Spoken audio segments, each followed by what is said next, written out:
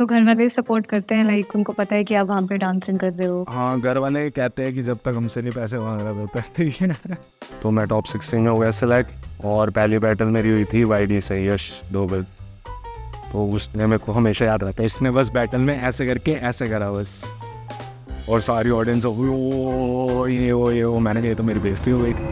क्या सीन हुआ था कि मुंबई में क्वालिफायर्स थे और ऑर्गेनाइज़र भाग गया, तो हमने अपने आप ट्राई करना शुरू करा कि अब पेरिस तो जाना है भाई, कि जस्टर्डे हुआ है, मतलब हर कंट्री से आने दे लोग।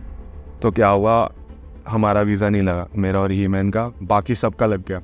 मेरे को लगता है 30-40 बाद बहुत सारे जो अभी डांसर्स हैं वो छोड़ देंगे डांस, क्योंकि वो वही नहीं देखेंगे कि इसमें तो पैसा नहीं आ रहा। क्योंकि जितना मर्जी कहो कि पैसा नहीं चाहिए डांसर को, डांस से खुशी मिलती है, पर पैसा तुम्हें चाहिए।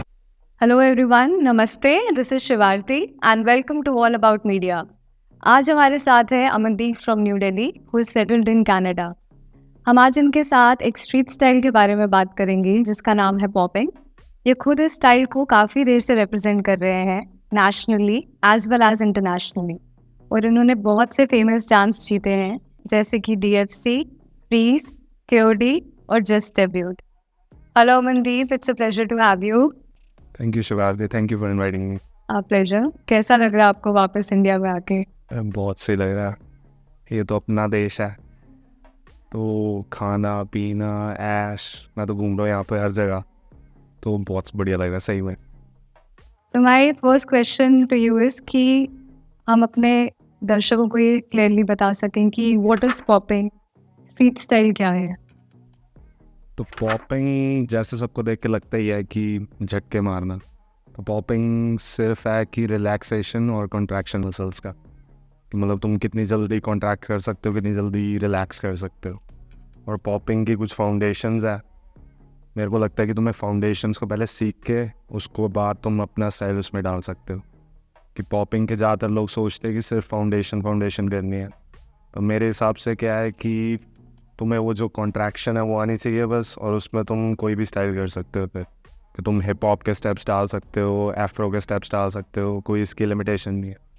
सिर्फ पॉपिंग है कि तुम पॉप मार रहे हो कुछ भी डांस के साथ, अगर तुम भंगड़ा भी कर रहे हो तो तुम अगर पॉप मार रहे हो दैट्स पॉपिंग। मीन्स वो फ्रीडम है इस स्टाइल में कि आप इसको और आर्ट डांस स्टाइल्स के साथ भी एक्यूमुलेट कर सकते हो। क्योंकि कई लोग सोचते हैं जैसे हिप हॉप में ही फ्रीडम है या फिर दूसरे डांस स्टाइल्स में, पर पॉपिंग में भी वही सेम ही फ्रीडम है कि तुम्हें बस पॉप मारना है किसी भी मूवमेंट में, कि तुम्हें हर मतलब 8 काउंट बाद जो भी मतलब है कि तुम्हें पॉप्स मारने हैं कंसिस्टेंटली। जैसे हम और स्टाइल्स भी सुनते हैं पॉपिंग के साथ, टटिंग, एनिमेशन, रोबोटिक्स, क्या ये सब भी सिमिलर हैं? इस पे बड़ी सारी डिबेट्स है। कई लोग कहते हैं कि जैसे एनिमेशन है वो एक अलग स्टाइल है, वेविंग है एक अलग स्टाइल है, पर पॉपिंग कहते हैं कि अम्ब्रेला टर्म है, कि मतलब पॉपिंग के अंदर ये सारे स्टाइल्स तुम कर सकते हो। पर इस पे वही है कि कोई लोग कहता है कि नहीं, एनिमेशन पॉपिंग के अंदर नहीं आता, ये वाला स्टाइल इसके अंदर नहीं आता। तो मेरे हिसाब से पॉपिंग के अंदर तुम जो भी चीज़ें यूज़ कर रहे हो वो उसके अंदर आ सकती है। अब कोई जैसे हिप हॉप का ही कोई ग्रूव है, अगर तुम पॉपिंग के साथ उसको कर रहे हो तो वो पॉपिंग के अंदर तुम यूज़ कर सकते हो। तो कई लोग, ज़्यादातर लोग इसी में लड़ते रहते हैं कि भाई वेविंग अलग स्टाइल है, पर लड़ाई वड़ाई का क्या है, मतलब वही है कि डांस है कि एक बस पॉप तुम्हें किसी भी मूवमेंट में तुम यूज़ कर सकते हो। अगर तुम वेविंग कर रहे हो, वेविंग के साथ पॉप्स यूज़ कर रहे हो, एक एडवांटेज मिलती है कि जितनी बड़ी तुम्हारी वोकैबुलरी होगी, कि जिसको टच आते हैं टच के साथ पॉप कर सकता है, वेविंग के साथ पॉप कर सकता है, तो उसका डांस एक एज अ होल अच्छा लगता है। अब कोई बंदा है जिसको सिर्फ पॉपिंग आती है, वो कुछ भी नहीं करता, वेविंग नहीं करता, एनिमेशन नहीं करता, उसको सिर्फ पॉपिंग आती है, तो एज अ बैटल परस्पेक्टिव से देखें तो वो बंदा नहीं जीत पाएगा। या तो है कि उसने अपनी पॉपिंग को इतना ऊपर कर लिया कि उसके स्टाइल्स की ज़रूरत नहीं है। पर मेरे हिसाब से तुम्हें हर स्टाइल को ट्राई करके देखना चाहिए, कि अगर तुम्हें टटिंग नहीं आती तो तुम लाइंस एंड एंगल्स यूज़ कर सकते हो, अगर तुम्हें वेविंग इतनी नहीं पसंद तो तुम रोल्स यूज़ कर सकते हो। ऐसे मतलब सारी एक तरह से उसके अंदर भी आती है और नहीं भी आती। ओके, आपने पॉपिंग ही क्यों चूज किया? पॉपिंग तो पहले मैंने शुरू किया था डब स्टेप वाले डांस से, नहीं उससे भी पहले मैंने किया था कोरियोग्राफी। हाँ, कॉलेज टाइम पे मैंने अपना ही एक ग्रुप बनाया था और हम compete करने गए थे कॉलेज में। तो मैंने कोरियोग्राफी की सीखी, चूज़ करी, सीखी। तो मेरे को लगता था यही है, डांस सीख लो तुम, ये सीख लो। तो फिर मेरे को कोरियोग्राफी में ये होता है कि मेरे को स्टेप्स नहीं याद रहते। अगर मैं बैटल्स में भी उतरता हूँ और हम सेट बनाते हैं तो मैं भूल जाता हूँ ज़्यादातर। तो कोरियोग्राफी करी मैंने, फिर मैंने देखा था लिटविंस को। फिर मेरे को उनका स्टाइल बड़ा अच्छा लगा कि मतलब ग्रूव कर रहे हैं ये वो, तो हिप हॉप वाली साइड उसमें मेरे को थोड़ी कमी लगती थी। मेरे को लगता था कि स्टॉप्स नहीं है, मतलब कोई भी तुम्हारी अगर मूवमेंट जा रही है उसमें स्टॉप्स नहीं है। तो फिर मैंने देखा मार्किस स्कॉट को, तो डब स्टेप वाला, तब वो था डब स्टेप वाला डांस पूरा ये वो, हाँ नॉन स्टॉप। तो मेरे को लगा थोड़ा ये सिमिलर है, पर वो था पूरा ज़्यादा ही, मतलब बहुत ज़्यादा कॉन्ट्रैक्शन। कि जैसे लिटविंस है उसका हिप हॉप है कि बहुत ज़्यादा फ्रीडम है मूवमेंट में, और उसका नॉन स्टॉप का है कि थोड़ा कम फ्रीडम है, कि मतलब डांस है और थोड़ी कम फ्रीडम है। तो फिर मैं पहली बैटल में गया था, DFC 2 थी शायद, तो वहाँ पे मेरे को पता भी नहीं था कि पॉपिंग क्या होती है, मैं सीधा बैटल में चले गया। ओह, तो आपको किसी ने बताया इसके बारे में, या कैसे आपको पता चला कि ऐसे जैम्स हो रहे हैं और पॉपिंग कैटेगरी होगी उसमें? मैं तब फेसबुक पे मैंने बंदों को कुछ करा हुआ था, कुछ डांसर्स को ऐसी ऐड, तो उनका पोस्ट आया था कुछ, तो मैं चले गया। मेरे को था कि भाई हिप हॉप है, कूल है बड़ी चीज़, तो मैंने कहा बैटल करते हैं। मेरे को पता भी नहीं कि कौन सी कैटेगरी है, क्या उतरना है, मैं सीधे उतर गया बस। तो मैं उतरा, उसमें बाय चांस मैं टॉप 16 में भी हो गया सेलेक्ट, और मेरे को पता भी नहीं था कि पॉपिंग क्या होती है। मैं तब उस समय देखता होता बस नॉन स्टॉप को, और मेरे को पता था कि ये वाली चीज़ होती है कुछ, कि ये है बस। मेरे को नहीं पता था इसको क्या बोलते हैं क्या है, तो मैं टॉप 16 में हो गया सेलेक्ट। उस समय उसमें जज थे टीको, आस्तिक और फंकी। पहली बैटल मेरी हुई थी YD से, यश डोबल। तो उसने मेरे को हमेशा याद रखा, उसने बस बैटल में ऐसे करके ऐसे करा बस, और सारी ऑडियंस हो गई ओ, मैंने कहा ये तो मेरी बेइज्जती हो गई। तो फिर मैंने घर जाके सर्च करा पहली बार यूट्यूब पे कि पॉपिंग, तो पहली वीडियो आई थी काइट की, जापान से काइट की वीडियो। तो मेरे को समझ आया कि पॉपिंग ही होती है। मतलब उससे पहले आपने सीखा नहीं था किसी टीचर से, या? कोई भी नहीं सीखा ऐसे, मतलब वर्कशॉप्स वगैरह लिया, पर ऐसे मतलब कोई टीचर से सीखा नहीं। हाँ, तो फिर मैंने जब काइट को देखा तो मेरे को लगा कि ये वाला स्टाइल मुझे चाहिए, क्योंकि उसमें पॉपिंग में पूरी फ्रीडम भी थी और पॉप्स भी थे। मतलब एक पूरी तगड़ी मूवमेंट जा रही है पर वो रुक रुक के भी जा सकती है।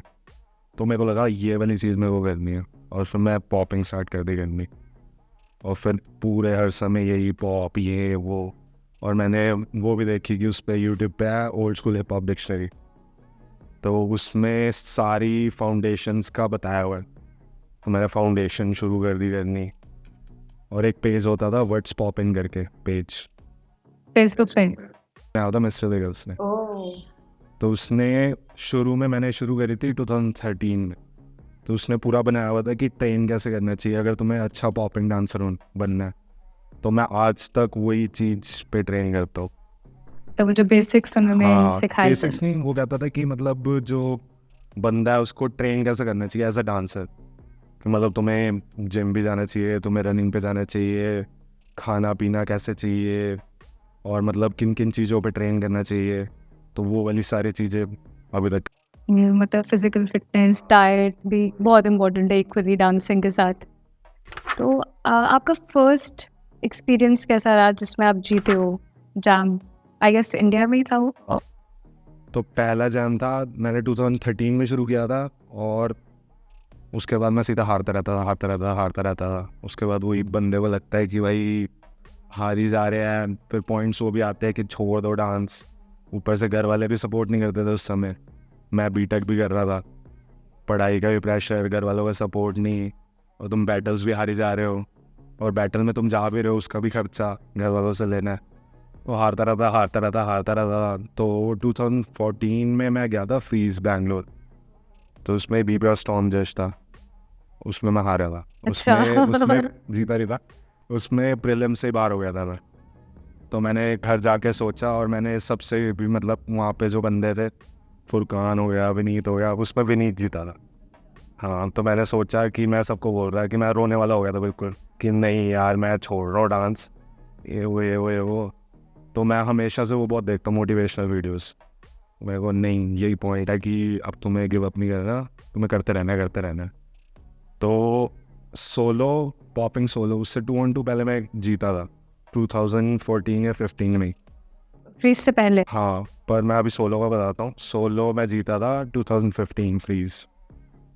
तो 2015 में भी मैं गया, मैंने कहा कर लेते ट्राई। उस समय फ्रीज होता था कि मतलब इंडिया का वन ऑफ द बिगेस्ट है, कि उसमें बीवर स्टॉर्म आता था, उसमें अगर तुम जीत गए तो मतलब तुम हो कुछ। तो मैं पहली बैटल ही वहाँ पे मैं सिलेक्ट हो गया। मैंने कहा चल सिलेक्ट हो गए, पिछली बार तो मैं सिलेक्ट भी नहीं हुआ था। तो मेरी पहली बैटल ही हुई मनीष और विनीत के साथ 3-वे। तो मैं पता नहीं कैसे मैं जीत गया उन दोनों से। और उसके बाद मेरे को लगा अब मैं तो जीत गया, मेरे को लगा पूरा जैम ही जीत गया मैं। फिर मैं जीत गया इवेंचुअली। तो वो पुश मिल गया आपको कि हाँ हाँ, मैं तो मेरा पहला इवेंट ही जीता था जो मैं इंटरनेशनल इवेंट था, मतलब इंटरनेशनल जज था। हाँ, तो उसके बाद फिर धीरे धीरे इससे पहले मैं जीता था 2014 में, उसमें हुआन जज आया था, उसमें मैं जीता था हीमैन के साथ 2-on-2 पॉपिंग। उसके बाद मेरे को लगा कि कर सकते हैं, क्योंकि बैटल जब तक तुम जीतो ना तब तक तुम्हें भरोसा नहीं आता अपने आप पे कि तुम कुछ कर भी सकते हो आगे कि नहीं तो वैसे तुम्हें लगता रहता है कि चलो कर रहे हैं। बड़ी बेकार बात है, पर वो है सच कि तुम्हें एक जीत चाहिए होती है आगे हमेशा जाते रहने के लिए। तो आपने कैसे ट्रेन किया इसके बाद? मतलब आपके कुछ फ्रेंड्स थे या किसी ने आपको मोटिवेट किया हो, या आप खुद से ही सेल्फ ट्रेन करते थे? मैं हमेशा सेल्फ ट्रेन करता हूँ। पहले मैं बहुत ज़्यादा इंट्रोवर्ट होता था, तो मैं कोई पार्टी नहीं करता था, कुछ नहीं, तो मैं हमेशा अपने में रहता था। तो मैंने वीडियोस देखी थी, एक हिप हॉप डांसर है केविन पैराडॉक्स, तो उसने 2014 में वीडियोस बनानी शुरू करी थी कि ट्रेन कैसे करना चाहिए, अगर तुम रिपीट कर रहे हो मूव्स को वो कैसे हटाना चाहिए, क्रिएटिव कैसे होना चाहिए। तो मैंने पूरा अपना पैटर्न जो है उसके मतलब जो उसने वीडियोस भेजी थी उस पर पूरा ट्रेनिंग अपनी बनाई थी, कि मतलब तुम्हें अगर लग रहा है कि तुम एक ही वेव को बार बार कर रहे हो तो उसमें कैसे वेरिएशन लाओ, लेवल्स कैसे चेंज करो, डायरेक्शंस। इसलिए मेरा हिप हॉप डांसर्स के साथ ज़्यादा थिंकिंग बैठती है, क्योंकि मैं ट्रेन हिप हॉप डांसर्स की तरह करता हूँ कि मैं गानों भी हिप हॉप पे करता हूँ। जब मैं पहले इंडिया में था तो मैं जेडेला पे करता था प्रैक्टिस। मैंने कभी आज तक पॉपिंग गानों की प्रैक्टिस नहीं करी कभी, कि मैं सिर्फ हिप हॉप हो गया, लोफाई, R&B, मेरा फेवरेट है जॉनरा R&B। हाँ, तो मेरा होता है हमेशा जो मूवमेंट है वो बहुत ज़्यादा कूल होनी चाहिए और मतलब सबसे अलग होनी चाहिए। तो मैंने ट्रेनिंग अपना पैटर्न पूरा उसके हिसाब से बनाया था कि एक तो मैं वीडियोस बना के करता हूँ, सारे ज़्यादा डांसर वही करते हैं, तो उसमें देख के पहले मैं वीडियो बनाता था, उसको कंप्यूटर में डाल के उसको स्लोमो करके फिर देखता होता था कि इस मूवमेंट पे क्या आ रहा है, और उसको फिर लिखता होता था कि मैं हर चीज़ का सब कुछ मैं लिखता हूँ कि आज की प्रैक्टिस उसके डेट डालता हूँ, उसके बारे में लिखता हूँ कि आज मेरा मूड क्या था, उस मूड के हिसाब से मैंने क्या क्या चीज़ों को पुश करा और क्या क्या चीज़ें मैंने नई बनाई और क्या क्या मेरी वीकनेसेस थी। तो मैं पूरी चीज़ें हर चीज़ लिखता हूँ और क्या क्या इम्प्रूव हो सकती है, तो उन चीज़ों को लिख के अलग अलग दिन पे काम करता हूँ। प्रॉपर नोट्स बना के आप नोट्स सेल्फ बना चेक के करते हो? कि जैसे इस वाले में मेरे को लगा कि स्टेमिना कम दिख रहा था, तो मैं सिर्फ डांस पे नहीं ट्रेन करता, मैं पूरी माइंड पे और बॉडी पे भी करता हूँ। तो जैसे मेरे को लग रहा है कि इस हफ्ते मैं माइंड सेट मेरा सही नहीं रह रहा, तो मैं एक दिन रखूँगा बीच में हफ्ते की ट्रेनिंग में जिसमें मैं अपने आप से बात करूँगा बस, कि एक तरह से मेडिटेशन, कि मैं कहीं पे जाऊँगा और अपने आप से बात करूँगा कि क्या क्या है क्या नहीं है वो चीज़। और अगर मेरे को लग रहा है स्टेमिना कम है तो मैं रनिंग पे जाऊँगा ज़्यादा, रनिंग पे। और अगर मेरे को लग रहा है कि मैं लेग्स यूज़ नहीं कर रहा ज़्यादा तो मैं लेग्स का ज़्यादा बनाऊँगा कि मेरे को 1 घंटा सिर्फ लेग्स यूज़ करनी है। अगर मेरे को लग रहा है कि मेरी मूवमेंट में कंट्रोल नहीं है तो मैं एनिमेशन को ज़्यादा अपनी ट्रेनिंग में डालूँगा। तो मैं हर वीक अपना ट्रेनिंग का वो चेंज करता रहता हूँ कि क्या क्या ट्रेन करना है, कैसे कैसे ट्रेन करना है। और अगर मेरे को कुछ नया सीखना होता है, तो अगर मेरे को जैसे वेविंग सीखनी है, तो मैं उस डांसर्स को ढूंढता हूँ जो वेविंग में अच्छे हैं बहुत, और सिर्फ उनके साथ ट्रेन करता हूँ ताकि मेरे दिमाग में सिर्फ वेविंग रहे। और वापस फिर जब एक हफ्ते बाद वेविंग हो जाती है, वापस मैं अपने उसमें आ जाता हूँ कि अब मेरे को वेविंग की नई चीज़ें पता लग गई है, अब मैं अपने स्टाइल में उसको डाल सकता हूँ। मीन्स बहुत ही फोकस्ड अप्रोच, आपको क्लियर कट पता है कि मैं अब ये ट्रेन करूंगा और अब ये मेरी वीकनेस है इस पॉइंट ऑफ टाइम पे, तो मैं इस पे वर्क करूंगा।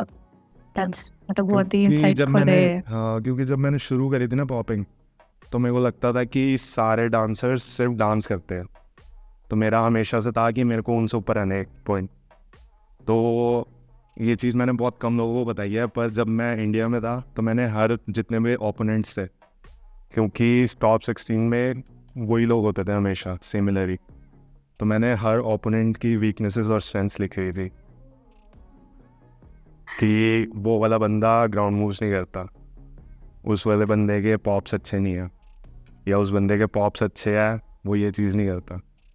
तो मैं बैटल्स में लेकर जाता था पूरा। एक दिन पहले मैं प्रैक्टिस नहीं करता था, एक दिन पहले भी नहीं, 3-4 दिन पहले मैं बैटल से प्रैक्टिस नहीं करता था। मैं सिर्फ अपने नोट्स पढ़ता था कि किसकी क्या वीकनेस है और मेरे उसके काउंटर्स क्या है, ये वो सब कुछ। हाँ, पूरी मतलब मैं उसके हिसाब से उतरता था कि या तो मेरे को बैटल में दिखाना क्या है, कि मेरे को एनिमेशन दिखानी है या फिर वेविंग ज़्यादा दिखानी है।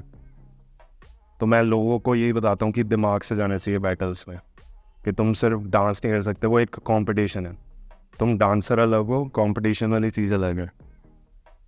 तो मेरे को क्योंकि टॉप 16 में सिलेक्ट होना है अगर किसी भी बंदे को, तो और बाहर से जज है वो तुम्हें नहीं जानता, तो तुम्हें साइफर्स में उसको सबसे ज़्यादा दिखाने पड़ेगा अपना डांस। तो जहाँ पे भी जज खड़ा होता था, मैं सबसे पहले होता था कि मैं उसको अपना डांस दिखाऊँ, क्योंकि वो होता है ना फर्स्ट इम्प्रेशन। तो मैं जाते ही उसके सामने नाचता था पूरा हर चीज़ दिखा के, और जहाँ पे भी साइफर में हो जाता था, मैं हमेशा उस साइफर में जाता था कि प्रीलिम से पहले ही जज को पता हो कि ये कर सकता है। तो ऐसे मतलब तो ट्रेन करना चाहिए। तो काफ़ी अच्छी अप्रोच है, हाँ। काफ़ी स्ट्रैटेजिक और फोकस्ड अप्रोच। जैसे आप बोल रहे थे कि उस टाइम पे सिर्फ वो टॉप 16 में सेम फेसेस ही थे, बिकॉज बैक देन इतने पॉपर्स थे नहीं। तो मतलब आप बता सकते हो कि मतलब कौन था जिसने स्टार्ट किया था पॉपिंग करना सबसे पहले, वो वेव लाई हो पॉपिंग की इंडिया में? पूरे इंडिया का तो नहीं मैं बता, मैं दिल्ली में बता सकता हूँ कि शुरू में था टीको, आस्तिक और कोलकाता से फंकी। ये मतलब मैं कहूँगा कि हम सबसे पहले हैं, कि ही मैन, विनीत, मनीष, मैं, हम सबसे पहले वाली जनरेशन ही है। तो इन्होंने शुरू किया था, उसके बाद ये भी बैटल्स में नहीं आते थे ज़्यादा, फंकी आता था, पर मेरे साथ सब थे, विनीत, मनीष, ही मैन, और रोशन भी पहले कम आता था, वो भी पहले बहुत कम ट्रैवल करता था। तो ज़्यादातर सब यही होते थे बस बंदे, चार या 5, कि मतलब अगर फाइनल या सेमीफाइनल है तो इन सब का ही होगा।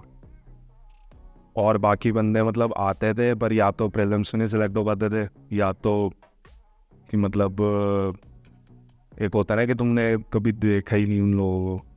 तो वही है कि मेरे लिए यही सब थे पहले शुरू में, कि जिनको मेरे कंपटीशन है, कि मेरे को इनको हराना है। सबसे बड़ा मेरे लिए कंपटीशन था विनीत, उसका था कि मतलब उसको शुरू में मैंने देखा था, वही जो मेरी पहली बैटल थी उसमें वो फाइनल में था फुरकान और उसके साथ, तो उसको मैं मानता था कि भाई वही है सबसे बड़ा कंपटीशन। उस टाइम पे सीन कैसा था बैटल का और अब कैसा है, अगर आप कंपेयर करो बैक देन? अब मैंने यहाँ पे अभी बैटल तो नहीं करी, पर जितना मैं देख रहा हूँ, एक तो मेरे टाइम पे था कि कम होती थी बैटल्स, कि जैसे महीने में एक बार, 2 महीने में एक बार, और सब मतलब बहुत ज़्यादा हाइप्ड होके जाते थे, कि मतलब हर बंदे का तुम देख रहे हो कि हर बैटल में लेवल अप हो रहा है।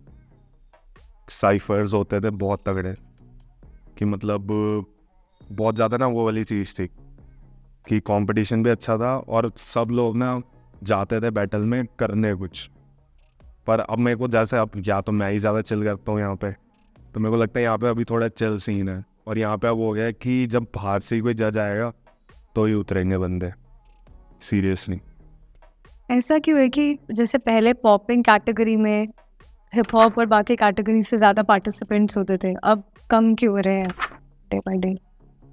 ये तो मैं भी सोच रहा हूँ कि क्वेश्चन क्यों हो रहा है ऐसा, क्योंकि पहले तो मेरे ख्याल से हिप हॉप तो था ही नहीं पहले।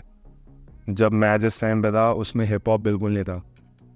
तो मेरे को बस यही दो बंदे याद है, मैं इनके साथ बात करता होता था पहले, बेडरॉक हो गया और इन्वोकर। ये क्योंकि सारे स्टाइल्स करते थे कुछ कुछ कुछ कुछ कुछ कुछ। इन्वोकर के साथ मैं बैटल में भी उतरा था एक, इल स्किल्स 2017 से पहले 16 या 15 में हुआ, तो वो बैटल हम जीते थे। वो 2-on-2 बैटल थे, उसमें कुंदू जज था। अच्छा इवेंट था, उसने रखा था चार्ली फ्रॉस्ट। तो तब मैंने उसको अप्रोच किया था राहुल को कि हम उतरते हैं साथ। तब वो शायद मेरे ख्याल से क्रम करता होता था, मेरे को याद नहीं है। तब उसका क्रम वाला फेस था, और वो उससे क्रम से भी पहले वो था राहुल रॉक्स। उसका नाम था राहुल रॉक्स, और वो पॉपिंग करता था। उसने एक टाइम पे ह्यूमन से भी जीता हुआ है, हाँ, पॉपिंग में। तो वो पॉपिंग वॉपिंग करता था, क्रम करता था, और मतलब सारे स्टाइल्स करता था कुछ कुछ कुछ कुछ। तो मेरे को लगता था हमेशा से बढ़िया कि मतलब करता है बंदा कुछ अलग। और मैं हमेशा से ही, मेरा हिप हॉप की तरफ इंक्लिनेशन थोड़ा ज़्यादा रहा।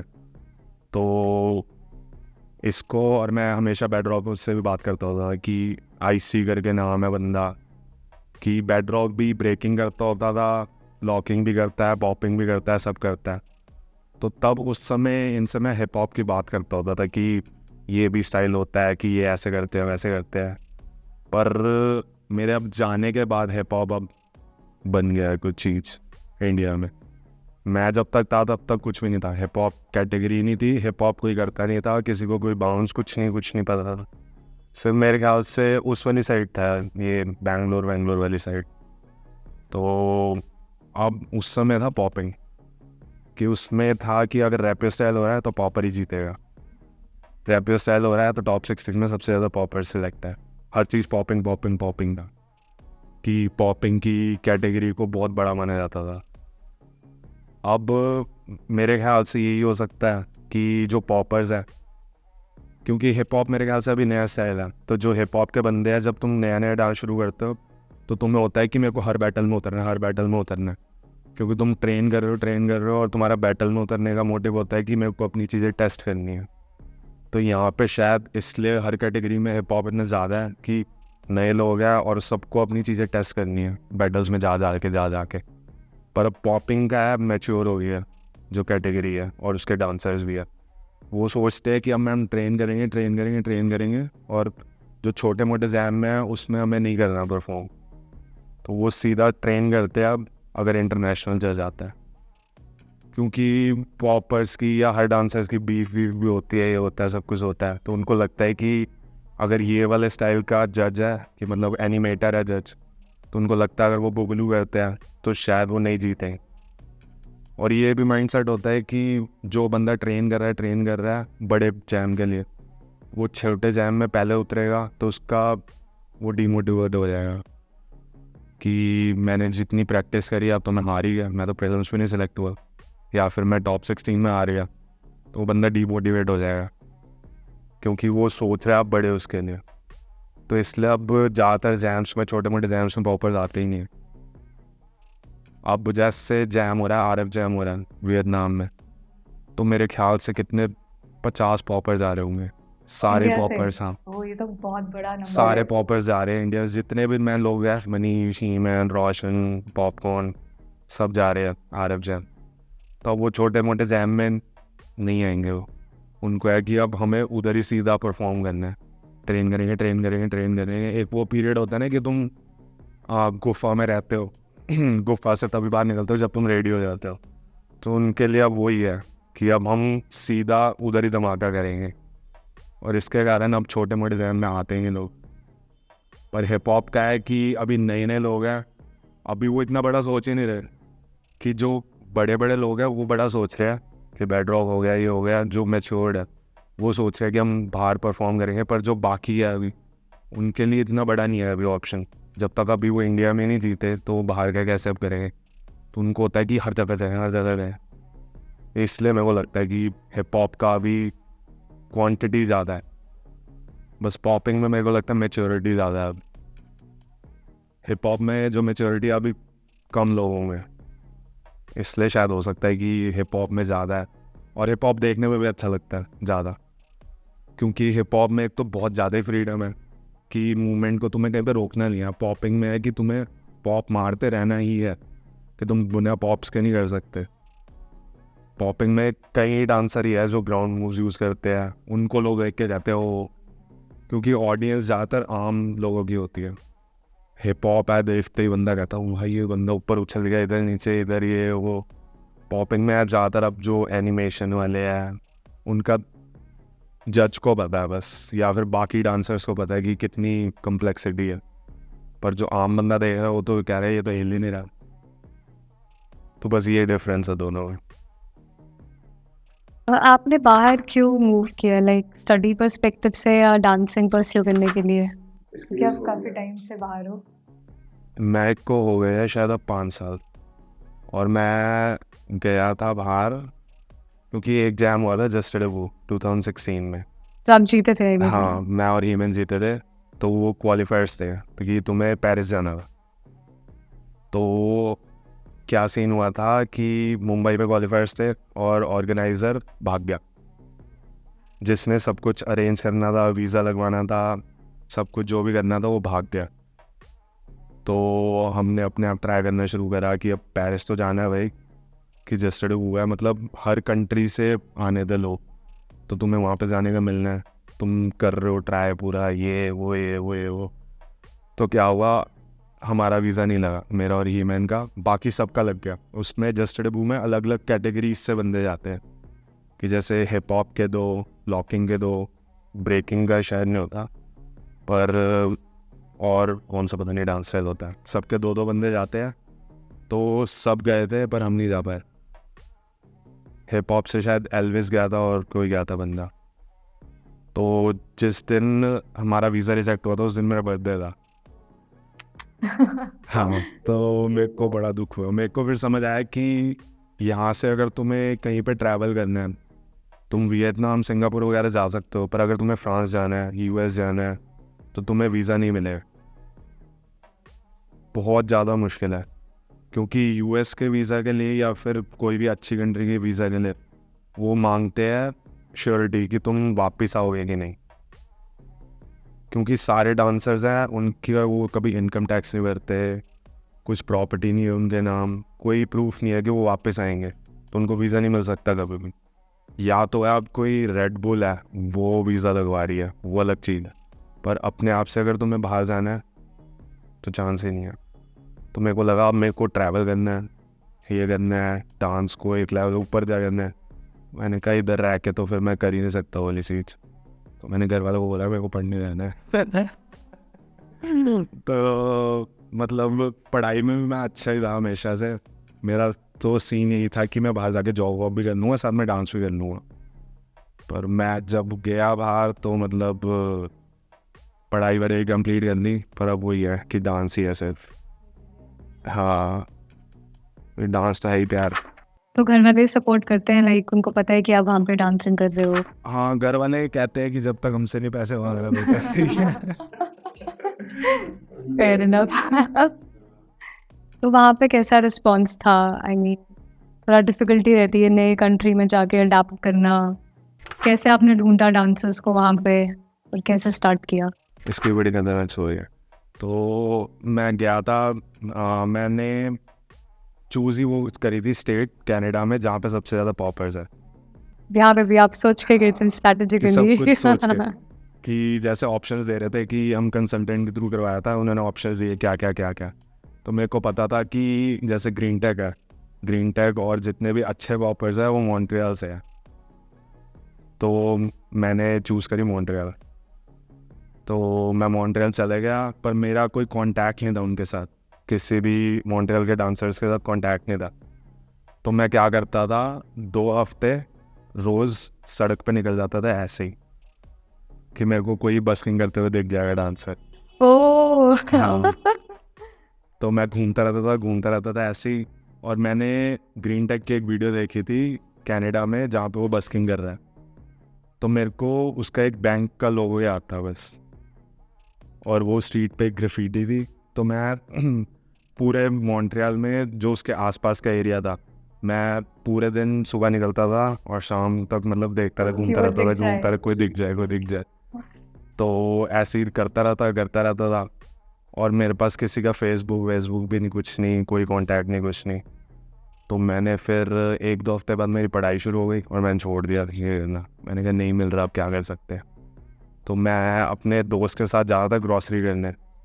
तो वहाँ की एक डांसर है रॉस, वो भी बहुत अच्छे डांसर है, उसके भी मैं मतलब वीडियोस देखता होता था। तो मेरे को पहली बार वो वहाँ पे बस्किंग करते हुए दिखी, तो मैं सीधा उनके उसमें चले गया और मैंने कहा मेरे को भी करनी है। तो मैंने उनके साथ बस्किंग करी। वो कहते हैं यार तो बड़ा सही है एव। तो फिर मैंने उनसे बात करी, वो कहते हैं कि कल बैटल है और आ जाइए। और मैं खुश, मैं कहा सही है, बढ़िया। और मैं बैटल में गया और मैं फाइनल तक चला गया। कौन सी बैटल थी ये? मेरे को नाम नहीं याद बैटल का। बैटल थी और मैं सीधा ही, मैं तो तगड़ा पॉपर हूँ उस समय। मैं मतलब इंडिया में मेरे को वो था कि एक कॉन्फिडेंस आ जाता है कि तुम में आता है कुछ। तो मैं करता फाइनल तक पहुँच गया। फाइनल में हार गया टाई वाई के बाद, ये वो सब कुछ। तो फिर उस जैम में मेरी सबसे बातचीत हो गई कि क्या है ये वो। फिर ऐसे मतलब मैंने ढूंढा था बंदों को जा के। तो बहुत सही है ना, फर्स्ट बैटल में आप फाइनल्स में थे। कि वहाँ पे मैं सबसे ज़्यादा फाइनल्स में आ रहा हूँ, बहुत ज़्यादा। पहले इसलिए नहीं वो है कि मैं पोस्ट नहीं करता होता था कुछ भी। पहले मेरे को होता था कि छुपा के रखूँ हर चीज़, कि अगर मैं कोई बैटल जीत भी रहा हूँ या फाइनल में हूँ, सेमीफाइनल में हूँ, मेरे को लगता था कि शो ऑफ है करना, कि अगर मैं दिखा रहा हूँ, मैंने कहा मेरे लिए जीतना है बस इम्पॉर्टेंट। अगर मैं फाइनल में भी हार गया तो मैं इसका क्यों ही पोस्ट करूँ। तो आधी बैटल्स इंडिया में किसी को पता ही नहीं है कि मैं क्या ऐसे कहाँ पे परफॉर्म किया, कि कौन से अच्छे डांसर्स के साथ मेरा हारा, उनसे जीता, तो कुछ नहीं अभी किसी को पता। अब पोस्ट करने लग गया हूँ मैं कहा वो भी ज़रूरी है, मार्केटिंग भी होनी चाहिए हमारी। और वहाँ पे लोगों ने कैसे एक्सेप्ट किया आपको, लाइक हाँ, फ्रेंड ये वाला सर्कल? point। और तो इस चीज़ में मेरे को बहुत मुश्किल हुई थी। इसमें मेरे को कम से कम 2 या 3 साल लगे, क्योंकि मॉन्ट्रियल का क्या सीन है, वहाँ पे फ्रेंच फर्स्ट लैंग्वेज है, ओह, सो लैंग्वेज इंग्लिश भी नहीं, बैरियर। लैंग्वेज बैरियर भी। और एक जो आउटसाइडर होता है वो हमेशा आउटसाइडर ही रहता है, ये तो है ट्रुथ। जितना मर्जी तुम घुल मिल लो, पर जब वो 4 लोग एक सिटी के होंगे तो तुम उनके बीच में एक आउटसाइडर ही हो। तो मेरे को वो बहुत दिक्कत आती थी पहले ही। जब मैं पहले साल गया था तो मेरे को तो ये लगता रहता था कि एक तो होता है कि हर कंट्री का ना परसेप्शन अलग होती है। कि मान लो कि दिल्ली में पॉपिंग के मामले में हिट्स बहुत हुए माने जाते हैं, कि तुम हिट्स अच्छे कर रहे हो तो तुम अच्छे पॉपर हो। ऐसी हर कंट्री में अलग परसेप्शन होती है। तो मॉन्ट्रियल में मेरे को क्या लगा कि वहाँ पे डांस को ज़्यादा अहमियत दी जाती है एज अ होल, कि मतलब तुम कितने ग्रूव्स है, कि तुम कितने अच्छे डांसर हो। ये नहीं कि तुम कितने अच्छे पॉपर हो, तुम कितने अच्छे डांसर हो। पहले डांस होता है जो मतलब दिल वाला में होता है ना, सोलफुल डांस, कि वो तुम कितने अच्छे हो। तो मेरे को लगता था कि शुरू में कि मैं तो इतना अच्छा पॉपर हूँ। एक तुम्हें वो भी तो होता है कि मैं इंडिया में बैटल्स जीतता हूँ और यहाँ पे अब मैं हार रहा हूँ टॉप 8 में, टॉप 16 में। वहाँ पे कभी मैं प्रीलिम से बाहर नहीं हुआ, प्रीलिम्स में हुआ था सिलेक्ट। तो मेरे को होता था कि मेरे को जीतना है, क्योंकि यहाँ पे मेरा एक वो बना हुआ था कि मैं जीत रहा हूँ। तो मेरे को लगता था कि मेरे को यहाँ पे लोग नहीं पसंद करते। वहाँ पे मेरी वो भी हो जाती थी कि बंदों से, कि बंदे मेरे को बहुत ज़्यादा मॉक करते थे बैटल के अंदर, कि तू सिर्फ पॉप कर रहा है, डांस नहीं कर रहा, कि तेरे पैर नहीं हिल रहे, ये वो सारी चीज़ें। मेरे को लगता था शायद लोग मेरे को वो नहीं कर रहे। फिर धीरे धीरे मेरे को समझ आया कि मेरे को भी करनी पड़ेगी उनसे जाके बात, कि उनके साथ चिल करना पड़ेगा, उनसे बात करनी पड़ेगी, ये वो। तो 3 साल बाद मैंने फिर एक दिन सोचा कि मेरे को सबसे मिलना चाहिए। तो मैं सबसे फिर मैंने मिलना जुलना शुरू किया, ये वो सब कुछ। पर अभी भी मेरे को आउटसाइडर ही लगता है वहाँ पे, जितना मर्जी हो जाए। जो मेरे को इंडिया में फील आती है कि मतलब सब अपने हैं, पर बाहर वो वाला नहीं लगता वाइब। तो बस ये वाली चीज़ है। पर वो है कि मतलब अब वहाँ पे भी जान पहचान है, कि जानते हैं मुझे भी लोग, पर एक आउटसाइड वाली फील हमेशा रहती है। और मॉन्ट्रियल में सबसे ज़्यादा है कि वहाँ पे क्योंकि फ्रेंच बोलते हैं और मेरे को फ्रेंच तो बिल्कुल नहीं आती, तो वो सब कई बार तो होता है कि कई लोग जो है वो एक्सप्लेन कर देते हैं मेरे को। जो कुछ मेरे दोस्त हैं जो ज़्यादा जिगरी दोस्त हैं वो एक्सप्लेन कर देते हैं इंग्लिश में, पर पूरी जो कन्वर्सेशन चल रही है वो कैसे एक्सप्लेन करेंगे अब इंग्लिश में। तो एक तो वो वाली चीज़ है। पर डांस के मामले में अब है कि सही है कि वो आउटसाइड वाली फील नहीं होती, पर अब जनरल कन्वर्सेशन करनी है उसमें बस थोड़ा लगता है कि सब फ्रेंच में बोलने लग जाते हैं। वहाँ हम मेरे को मैं क्या करूँगा, इसका मैं साइड में लैंग्वेज खड़ा हुआ बैरियर है, पर एज हाँ अ डांसर उन्होंने आपको हाँ एक्सेप्ट किया है कि आप कर रहे हो काफी टाइम से। हम्म, वहाँ का सीन और इंडिया का सीन कितना डिफरेंट है बैटल्स का? तो वहाँ पे जो आपको एक्सपीरियंस मिला और यहाँ से जो आप एक्सपीरियंसेस लेके गए थे। इंडिया की सबसे बेस्ट बात है यहाँ पे लोग वो है बहुत ज़्यादा हंग्री है कि उनको जीतना है जीतना है जीतना है जीतना है। वहाँ पे मेरे को ये वाली इतनी वाइब फील नहीं होती कि वहाँ पे है कि कर रहे हैं और वो पहुँच जाएंगे धीरे धीरे जहाँ पे उनको पहुँचना है। कि वो इतना स्ट्रेस नहीं लेते कि अब हम हार गए, फन वे में रहते हैं। और वहाँ पे क्योंकि सबसे बढ़िया सीन है क्लबिंग का सीन है, इंडिया में नहीं है। तभी इंडिया में वो जो असली डांस होता है ना उसकी कमी है। जो असली एक डांस होता है जो पार्टी से आया है, क्लब से आया है, क्योंकि वहाँ के क्लब्स में बजते हैं फंक, R&B, हिप हॉप। तो असली में कि डांस कैसे करना चाहिए वो वाली वाइब यहाँ पे थोड़ी मिसिंग है, पर इंडिया वो कर नहीं सकते कुछ। तो बस वो वाला डिफरेंस है कि वहाँ पे डांसर्स हैं अच्छे, कि कोई भी अगर स्टाइल है उसमें वो डांसिंग अच्छी है उनकी, कि उनकी टेक्निक्स बाद में आती है पर उनका डांस अच्छा है। कि जैसे इंडिया में मैं कहूँगा कि टेक्निक्स बहुत अच्छी है पर डांस किसी किसी लोग को आता है, पर वहाँ पे सबको डांस अच्छा आता है। ये फ़र्क है बस दोनों में।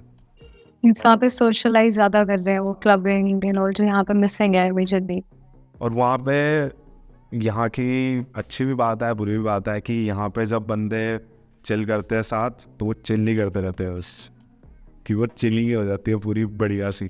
पर वहाँ पे क्या होता है, वहाँ पे इतनी ज़्यादा चिलिंग है पर चिलिंग के साथ डांस करते हैं वो, कि अगर वो कोई भी मतलब पी रहा है कुछ कर रहा है तो वो उसके बाद डांस करेंगे, डांस की बातें होंगी ये वो, मतलब डांस से ही कनेक्टेड रहती है चीज़ें। पर यहाँ पे है कि चिलिंग चिलिंग चिलिंग हो जाती है फिर, कि लोग अगर चिल कर रहे हैं तो फिर चिल ही कर रहे हैं। पर वो भी बढ़िया चीज़ लगती है मेरे को कि तुम्हें कभी एक उस चीज़ को छोड़ना भी ज़रूरी है, क्योंकि तुम एक ही चीज़ को पकड़ के रहोगे तो तुम बोर हो जाओगे उससे। और वहाँ पे क्या है, वहाँ पे सब बहुत अपने अपने में भी रहते हैं, कि सबके एक मतलब अलग अलग जोन्स है। कि मतलब जैसे अगर कोई बंदा है वो अपने में ही रहेगा ज़्यादातर, कि ज़्यादा अगर चिल नहीं कर रहा, ज़्यादा बात भी नहीं करेगा, या तो तुम उसको जानते हो बहुत अच्छी तरह तो तुमसे बात करेगा, पर अपने जोन में रहेगा। सब अपनी एनर्जीज़ को मतलब बचा के रखते हैं बहुत, कि मेरे को किसी पे अपनी एनर्जी वेस्ट नहीं करनी। ये भी डिफरेंस है। यहाँ पे तो है आ जा तू मेरा दोस्त है, तू मेरा दोस्त है, ये वो, चल इधर चलते हैं उधर चलते हैं। यहाँ पे चीज़ें भी बड़ी जल्दी अरेंज हो जाती है, पर वहाँ पे ये नहीं है कि यहाँ पे रात को भी अगर तुम्हें कुछ खाना पीना है सब मिल जाएगा, उधर ऐसा नहीं होता। तो ये डिफरेंस है। पर जैसे आप सोशलाइज का बता रहे हो कि वहाँ पे क्लबिंग वाला सीन ज़्यादा है, पर इंडिविजुअली लोग एक डिस्टेंस मेंटेन करके रखते हैं। इंडिया में वो वाली ईज़ है।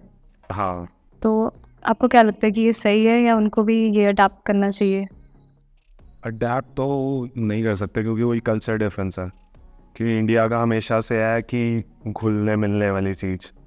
वहाँ पर मेरे को 5 ही साल हुआ है तो मैं शायद रॉन्ग भी हो सकता हूँ, क्या पता उनका क्या है कल्चर। अभी मैं समझ ही रहा हूँ। यहाँ पे तो मैं बचपन से रह रहा हूँ तो मेरे को पता है कि क्या कल्चर है घुलने मिलने वाला। और बायस भी हो सकता है क्योंकि मैं यहाँ का हूँ, तो इसलिए मेरे को यहाँ पे ज़्यादा अच्छा लगता है घुलने मिलने वाला। बस वही है, मेरे को बस डांस का डिफरेंस लगता है। और वो डिफरेंस सही या गलत नहीं है, क्योंकि हर तुम अगर कंट्री में जाओ तो सबका अलग होगा। अगर तुम जापान में जाओगे वहाँ की डांसिंग अलग होगी, इंडिया की डांसिंग अलग है।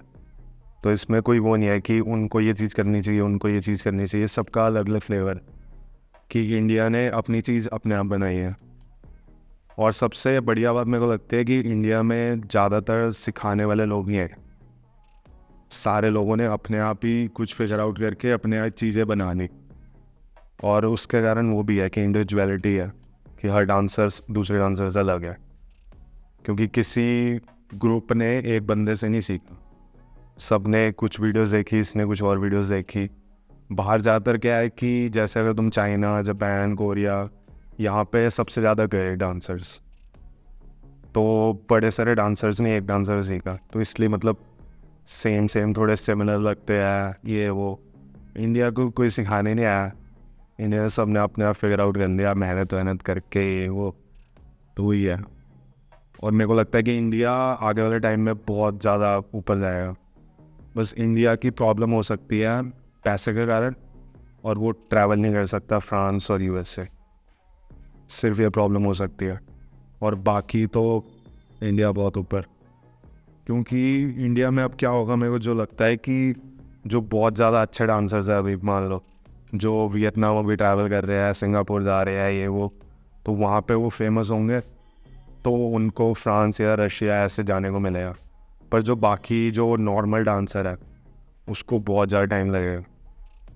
वो है कि मतलब वो ट्रैवल नहीं कर पा रहे हैं, पैसे की कमी, पैसा और ये वीज़ा। कैसे सॉल्व कर सकते हैं? मतलब डांस में स्पॉन्सर्स और इंडिया में डांस को वो नहीं देखते अच्छी career. चीज़, करियर भी एक अच्छी चीज़ नहीं देखते जिसमें लोगों को लगे कि पैसा लगाना चाहिए। जो मतलब बड़े बड़े इन्वेस्टर्स है, स्पॉन्सर्स है, वो उसको अभी इतनी बड़ी चीज़ नहीं देखते, या तो उनको पता ही नहीं है कि ये कितनी बड़ी चीज़ है, या फिर उनको लगता नहीं है कि इस चीज़ से प्रॉफिट होगा। तो जब तक स्पॉन्सर्स, बड़े बड़े इन्वेस्टर्स पैसा नहीं लगाएंगे जैम्स के अंदर, तब तक वो वाली चीज़ सॉल्व नहीं होगी।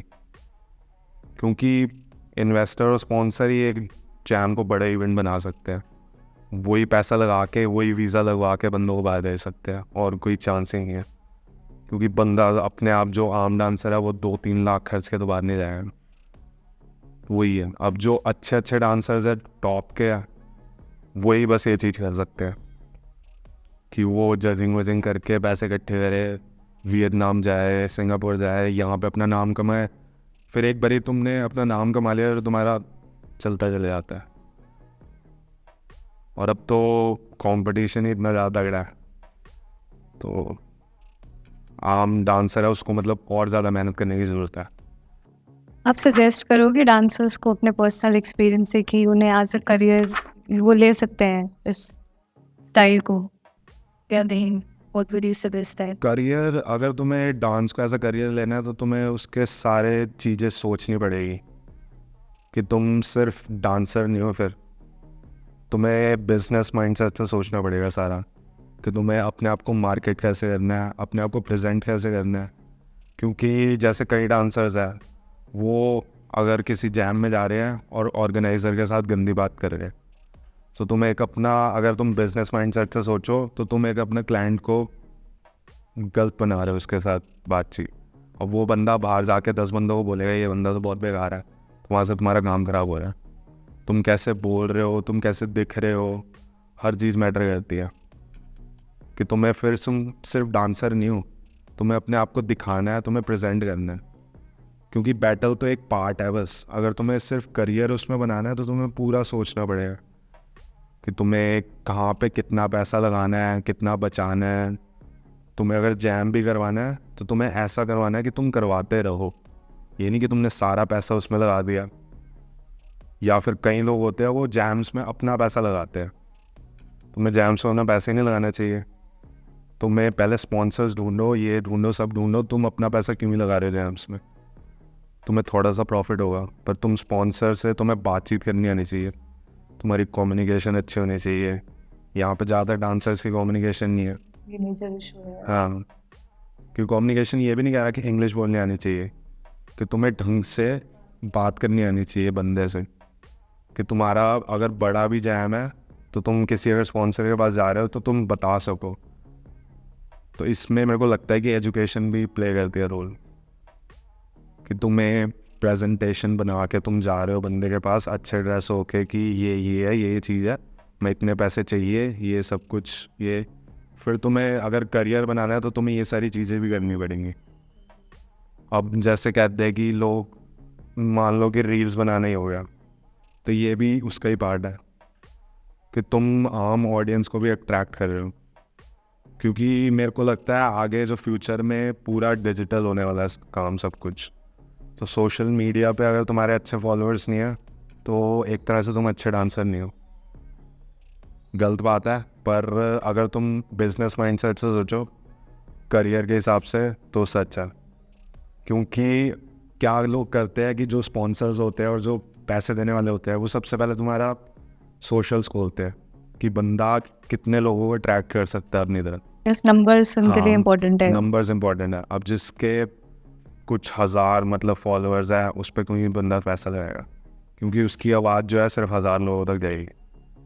अब जिसके 40,000 है या फिर 1 मिलियन फॉलोअर्स है, बंदे को कोई टेंशन ही नहीं है पैसे लगाने वाले को, क्योंकि 1 मिलियन में से कितने होते हैं, 5 लाख लोग भी अगर देख रहे हैं तो देख रहे हैं, तो उनकी प्रमोशन हो रही है, तो वो उसको पैसा देंगे, 1000 फॉलोअर वाले को नहीं देंगे, चाहे वो कितना ही अच्छा डांसर है।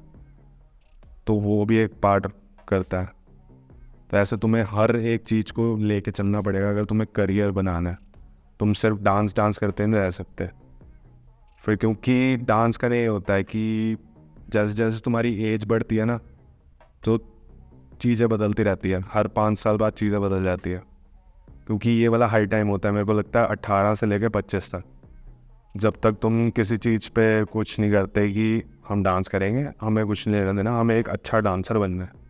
पर जब तुम 25 के बाद बढ़ते हो तो तुम्हें लगता है कि नहीं, पैसा भी ज़रूरी है, अब मेरे को मेरा घर भी होना चाहिए, कि मैं कभी शायद शादी भी करूँगा या कुछ शादी नहीं भी करनी, पर तुम्हारा पैसा होना चाहिए, एक इनकम होना चाहिए सोर्स का।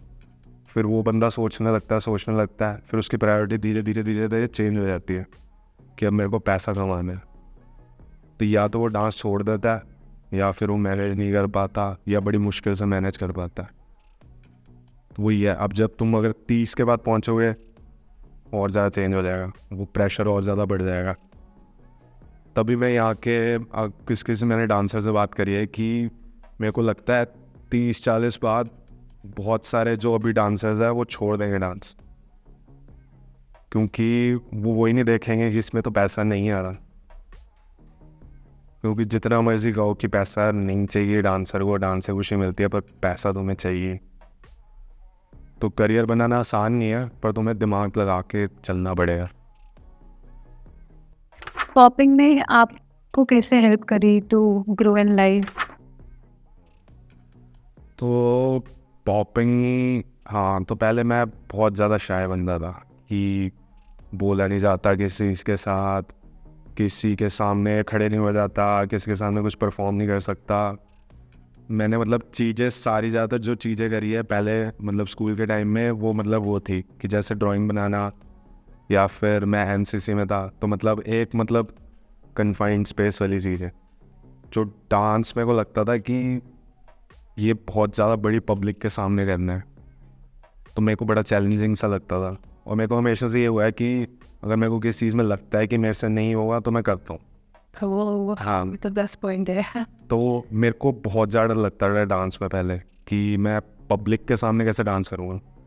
तो मैंने दिमाग लगाया, मैं हर चीज़ में सोचता हूँ कि ये वाली चीज़ को सॉल्व करने के लिए क्या करना चाहिए। तो मेरे को डर लगता था, तो मैंने कॉलेज के टाइम फेस्ट शुरू कर दिए जाने, सोलो फेस्ट। मेरे को होता था मेरे को इसमें स्टेज जो फियर होता है ना वो निकलेगा, कि मेरे को अब स्टेज पे अकेला खड़ा हूँ और इतनी सारी ऑडियंस है। तो मेरे पसीने छूटते थे बिल्कुल, हाथ पैर कांपते होते हैं पहले, ये वो सब कुछ। तो मेरे को होता था नहीं करना है। तो फेस्ट से मेरे को मिला कि कॉन्फिडेंस वाली चीज़, कि तुम्हें अपने आप को प्रेजेंट कैसे करना है, परफॉर्म कैसे करना है, कि डांसर की सिर्फ स्किल्स नहीं होती, उसको परफॉर्मेंस भी देनी होती है। तो वो वाली चीज़ समझ आई। और मतलब डांस से सबसे बड़ी चीज़ तो कॉन्फिडेंस, बाकी और मतलब बात कैसे करते हैं, ये सारी चीज़ें, ये मैंने कनाडा जाके सीखी सब कुछ। क्योंकि पहले मैं बिल्कुल बात नहीं करता होता था, क्या बोलना है, कैसे बोलना है। इस पर भी मैंने काम किया बहुत, कि जैसे कम्युनिकेशन के लिए मैंने शुरू करा कि मैं कहीं पे भी जाऊँगा, मेरे को किसी के साथ कन्वर्सेशन को होल्ड करना आना चाहिए। कि अगर मैं दुकान में जा रहा हूँ तो किसी बंदे से बात कर रहा हूँ तो मेरे पास कुछ बोलने को होना चाहिए, मेरे को इतना बोलने को होना चाहिए कि दूसरा बंदा परेशान हो जाए। कि जैसे अगर कोई कुत्ता लेके जा रहा है तो उससे बात करना आना चाहिए, मतलब किसी से भी कभी भी तुम्हें बात करनी आनी चाहिए। और फिर मैंने देखा कि मेरे को सबसे ज़्यादा इनसिक्योरिटी कि मैं लंबा हूँ। ये बड़ी वियर्ड सी चीज़ है, पर मेरे को सबसे ज़्यादा इनसिक्योरिटी कि मैं लंबा हूँ बहुत ज़्यादा, और लोग मेरे से बात करने में डरते हैं। मेरे को सबसे ज़्यादा ये लगता ये था आपको इनसिक्योरिटी थी? इनसिक्योरिटी कि मैं लंबा हूँ। सही। तो उसका मैंने फिर सोचा कि मतलब क्या कैसे करना चाहिए। फिर मैं धीरे धीरे लोगों से बात करने लगी। लोगों होता है कि नहीं लंबा होना चाहिए, और मैंने कहा नहीं ये तो सही चीज़ है। फिर मैंने कपड़े पहनने सीखे डांस के साथ, ये वो सारी चीज़ें सब कुछ मतलब मिक्स कर दिया डांस के साथ। तो सारी चीज़ें मेरे को लगता है कि तुम्हारी जो बाकी लाइफ होती है ना, वो हेल्प करती है तुम्हारे मेन उस चीज़ को। कि अगर तुम्हारा कोई भी तुम्हें जैसे कॉन्फिडेंस नहीं है तो डांस को अफेक्ट करेगा वो। तुम्हें किसी चीज़ की भी कोई भी प्रॉब्लम है लाइफ में, वो तुम्हारी मेन चीज़ को अफेक्ट करेगा हमेशा। तो यह डांस करते करते मतलब हर चीज़ को मैंने डांस से जोड़ जोड़ के मतलब उसको मेन चीज़ रख के, और हर चीज़ को डांस से जोड़ के सीखा कि मतलब क्या खराबी है क्या सही है। तो मेरा यही होता है कि मेरा ज़्यादातर होता है कि हर चीज़ के बारे में मतलब सॉल्व करना उसको। कि अगर मेरे को लगता है कि ये चीज़ ख़राब है मेरे में, तो उसको कैसे ठीक करूँ। फिर धीरे धीरे वही चीज़ डांस में हेल्प करती है बस। मतलब आप अपनी रियल लाइफ प्रॉब्लम्स को डांस में के थ्रू सोच के रिलीज करते हो और सॉल्व करते हो कि ये मेरे को कैसे हेल्प कर रहा है रियल लाइफ सिनेरियोज में। क्योंकि मेरा ये भी होता है कि कई जो हफ्ते होते हैं मैं उसमें इमोशंस वाली प्रैक्टिस करता हूँ। कि पता नहीं कौन करता होगा, मैंने एक बार देखा था कंटेम्प्रेरी डांसर्स को। तो मेरे को लगता है कि कंटेम्प्रेरी जो डांसर्स होते हैं वो इमोशनली डांस करते हैं बहुत। कि अगर तुम्हें डिप्रेस्ड फील कर रहे हो, अगर तुम खुशी वाला फील कर रहे हो, तो उसको तुम डांस में कैसे निकाल सकते हो। क्योंकि ज़्यादातर जो बैटल्स वाले डांसर्स होते हैं या अंडरग्राउंड डांसर्स होते हैं वो सिर्फ डांस पे फोकस करते हैं, वो अपने कभी इमोशंस को फील करके उसको नहीं निकालते। कि अगर तुम एनजाइटी भी फील कर रहे हो या फिर तुम नर्वस भी फील कर रहे हो, तुम उसको भी एक्सप्रेस कर सकते हो अपने डांस के थ्रू। तो उससे मेरे को समझ आया कि अपने इमोशंस को कैसे मैं देख सकता हूँ। कि अगर मेरे को आज फील नहीं हो रहा, बहुत ज़्यादा लेज़ी फील हो रहा है, तो मैं लेज़ीनेस को भी डांस के थ्रू एक्सप्रेस कर सकता हूँ। तो मैं वो इमोशंस वाली भी प्रैक्टिस करता हूँ। कि अगर मेरे को किसी चीज़ का मतलब वो वाली फीलिंग होती है ना कि तुम्हें सब बेकार सा है, कि कुछ भी मतलब सब जम्बल्ड है बहुत ज़्यादा, कि कुछ भी सही नहीं हो रहा, तो उसको भी तुम एक्सप्रेस कर सकते हो डांस के थ्रू। और जब तुम उस चीज़ को डांस के थ्रू एक्सप्रेस करते हो और बहुत ज़्यादा सुंदर भी चीज़ निकलती है, तो एक तो फ़ायदा होता है कि तुम्हारे को जो प्रॉब्लम हो रही होती है वो सॉल्व हो जाती है, और कुछ क्रिएटिविटी निकलती है बाहर। ये बड़ी सही चीज़ है। हमारी यंग जनरेशन को जो पॉपिंग कर रहे हैं अभी, आप कुछ एडवाइस देना चाहो अपने एक्सपीरियंसेस से? डांसर एज अ मैं डांसर को कहूँगा कि एक तो डांस करते रहो और उसको ध्यान से लेके चलो। कि सिर्फ ये नहीं है कि तुम डांसर बनना है, तुम्हें अपने पैसे का भी ध्यान रखना ज़रूरी है। क्योंकि मैंने शुरू में क्या गलती करी थी, मैंने सिर्फ डांसर को ही सब कुछ, डांस को ही सब कुछ बना लिया। तो मैंने सोचा नहीं कि बाद में कभी अगर मेरे पास पैसे नहीं हुए तो मैं डांस कैसे कर पाऊँगा। कि मान लो कि कई डांसर से मैं इंडिया में मिला हूँ कि उनके पास ट्रैवल करने को पैसे ही नहीं है। अब वो डांस करते हैं, उन्होंने पहले कुछ साल डांस किया, अच्छा परफॉर्म किया, जो भी है सब कुछ अच्छा रिप्रेजेंट करा, पर अब उनके पास ट्रैवल करने को पैसे ही नहीं है। और वो अलग अलग स्टेट से हैं। दिल्ली में हो तो मैं मानता हूँ कि दिल्ली में जैम्स होते हैं, अच्छे क्वालिटी के जैम्स होते हैं, तो मैं ट्रैवल करने की ज़रूरत नहीं है। पर अब जो बाहर किसी स्टेट का वो है डांसर, उसके पास अब ट्रैवल करने को भी पैसे नहीं है, तो उसकी ग्रोथ ही नहीं आएगी। अब वो पैसे के कारण अब वो डांस नहीं कर पा रहा, ये प्रॉब्लम है। और दिमाग से चलना चाहिए डांस को लेके बहुत ज़्यादा, कि कैसे ट्रेन करना है, कैसे ट्रैवल करना है, पैसे को लेके हर चीज़ को बहुत ज़्यादा सोच साज के चलना चाहिए डांस को लेके, क्योंकि डांस एक वो है बहुत ज़्यादा अनस्टेबल चीज़ है कि जितने भी आर्ट से रिलेटेड चीज़ें हैं वो बहुत ज़्यादा अनस्टेबल है। कि कई लोग ये होते हैं जो ऐसे करके बस सब कुछ कर लेते हैं कि मान लो तुम टीवी पे आ गए तो तुम्हें फेम मिल गया, तुम्हें काम चल गया, थोड़ा ये हो गया वो हो गया, पर आर्ट एक अलग चीज़ है कि तुम्हें सोच के चलना चाहिए और अपने सबसे ज़्यादा दिमाग पे काम करना चाहिए। कि सारे जो डांसर्स हैं वो ट्रेन करते रहते हैं पर अपने दिमाग में जो उनकी चीज़ें चल रही है वो कभी उसको वो नहीं करते। बॉडी के साथ माइंड हाँ। ट्रेनिंग भी साथ साथ करना बहुत इम्पोर्टेंट है। कि जैसे बहुत सारे लोग मेरे को पूछते हैं कि वो बैटल से पहले नर्वस हो जाते हैं और उनका डांस नहीं निकल पाता, तो उनको सोचना चाहिए कि वो नर्वस क्यों होते हैं और उस नर्वसनेस के लिए वो क्या कर रहे हैं।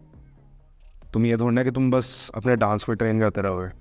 तुम एक इशू तो देखो कि तुम हर बार बैटल से पहले नर्वस हो रहे हो और उसके कारण तुम्हारा डांस खराब हो रहा है, तो तुम्हें उस पर देखना चाहिए कि तुम नर्वस क्यों हो रहे हो और उसको सॉल्व करना चाहिए। कि अगर तुम नर्वस हो रहे हो तो उसके बहुत सारे वेज हैं। कि मान लो अगर तुम्हें डर लगता है कि लोगों के सामने नाचने का, तुम ट्राई करो कि तुम कहीं किसी रेस्टोरेंट में गए हो और तुम बीच में जाके नाचना शुरू कर दो, या फिर तुम रोड पे जा रहे हो और तुम्हें कि लोग देख रहे हैं ये देख रहे हैं, तुम वहाँ पे डांस शुरू कर दो। उससे तुम्हारा धीरे धीरे वो वाली चीज़ सॉल्व होएगी। ऐसे तुम्हारे दिमाग में बहुत सारी चीज़ें होती है कि भाई ये प्रॉब्लम है वो प्रॉब्लम है, पर तुम्हें नहीं पता होती जो तुम्हारे डांस को इफेक्ट कर रही है। तो तुम एक बारी उन चीज़ों को भी साथ साथ सॉल्व करना शुरू कर दोगे तो तुम्हारा डांस अपने आप अच्छा हो जाएगा। क्योंकि हिप हॉप डांस इसलिए भी, उस पर मैं आता हूँ दोबारा टॉपिक पे, अच्छा क्यों लगता है लोगों को, क्योंकि हिप हॉप डांसर्स क्या करते हैं, ऑडियंस के साथ भी इंटरेक्ट करते हैं। कि वो ये गए उधर गए, अब ऑडियंस के साथ जाके ये करा कुछ करा, तो वो एक दिखा रहे हो, परफॉर्मेंस दे रहे हैं एज अ होल। तब ऑडियंस को इन्वॉल्व हाँ। कर रहे हैं साथ में। और पॉपिंग के ज़्यादातर मेरे को क्या डांसर्स लगते हैं कि उन्होंने हैट डाली हुई है, कैप डाली हुई है और वो नीचे देख के डांस कर रहे हैं बस।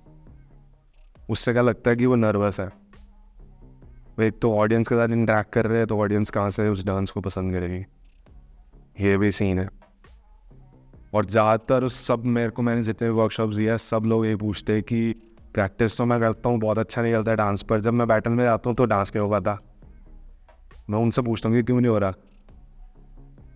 और जो भी क्वेश्चन तुम किसी से पूछ रहे हो तुम्हें पता है उसका आंसर, तुम्हें बस वैलिडेशन चाहिए। अगर कोई भी बंदा तुमसे फीडबैक लेने आ रहा है, मैं सारे डांसर्स को ये बोलता हूँ कि तुम मेरे से क्यों ले रहे हो फीडबैक, तुम्हें पता है कि तुम में क्या प्रॉब्लम है क्या सही है। पर मैं भी ये पहले गलती करता था, फिर मेरे को बाद में समझ आया कि हर डांसर को वैलिडेशन चाहिए होती है कि वो कर सकता है। हर डांसर इसलिए बाकी जज से जाके पूछता है कि मैंने कैसा किया, उसको ये सुनना है कि तेरी ये वाली चीज़ मेरे को बहुत अच्छी लगी, और उसको थोड़ा सा सुनना है कि ये चीज़ ख़राब थी ये चीज़ ख़राब थी। बाद में डांसर बोलता है हाँ हाँ हाँ, उसको पता है कि उसकी ये वाली चीज़ ख़राब है। अगर मान लो पॉपिंग में मैं ऑफ बीट हूँ, मैंने बहुत अच्छा राउंड दिया, मैं जज के पास गया, जज कोई भी जज ऐसे नहीं बोलेगा कि तू तो ऑफ बीट था, वो तुम्हारी पहले तारीफ़ करेगा फिर धीरे धीरे नीचे आएगा क्योंकि रूड लगता है। तो यही होता है, उसको तारीफ़ सुन के लगता है कि मैं कर सकता हूँ, और उसको अपनी गलतियाँ भी पता लग जाती है कि जो उसको पता है पहले से।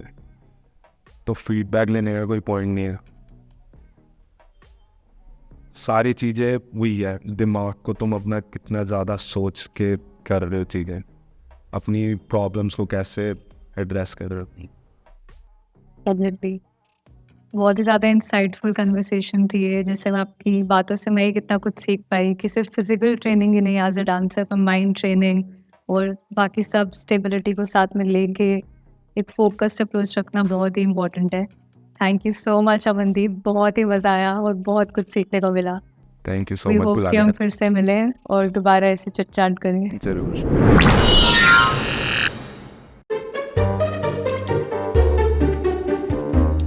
3, 2, 1, action. हेलो एवरीवन, नमस्ते, welcome to all about media. और नेक्स्ट आज हमारे साथ हैं कौन?